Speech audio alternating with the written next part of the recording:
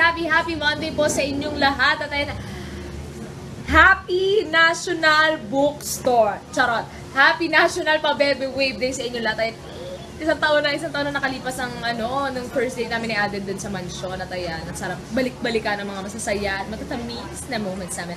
Anyway, nandito ako dahil ako si Mingilina. Ito na nga, meron nga tayo isang Dapper Cats. Humingi ng tulong at ito na.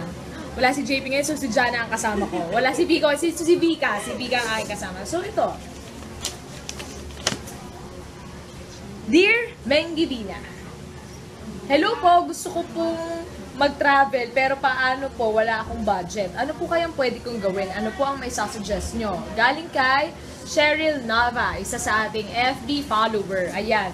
Cheryl, alam mo, sobrang dali lang naman ang problema mo. Isa lang naman ang solusyon dyan. Kung gusto mo mag-travel at wala kang budget, mag-ipon ka.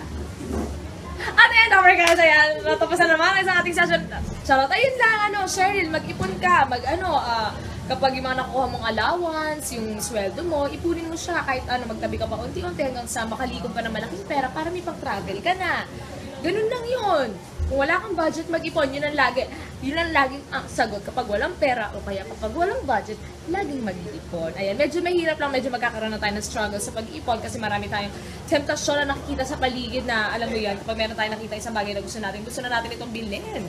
So, ayan, kontrolin mo muna yung sarili mo.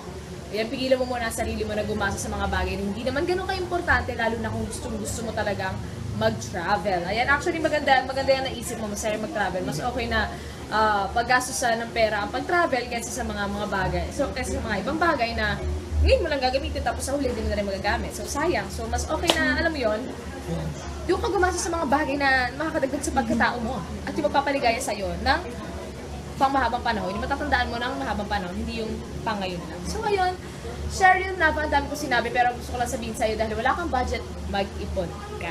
Ayan. Yun lang, Cheryl, sana tulungan kita at sa mga Dapper Cats na nangangailangan ng tulong. Mag-send lang po kayo sa email ko. Wala pa akong email, pero gagawa na din. Pero gagawa na din ako at iti-tweet ko yan. Ayun, mga Dapper Cats, sana may natutunan kayo at sana hope you all have a great week. God bless and happy Monday. Mamaya, Dapper Cats, Kuya Jose and si Kuya Wally, meron silang benefit show sa Music Museum. 8 PM yan, kaya kung pwede kayong pumunta doon, pumunta na kayo. Pumunta na kayo, supportahan natin sila.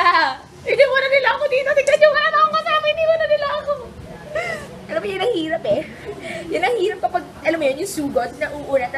Ako yan ang mag-isa dito, saka yung mangga ko, saka yung asin na may sili. Kami na lang dalawa eh. Ayun. Cheryl, sana tulungan kita. At sa lahat ng Dapper Cats, have a great week. Bye-bye!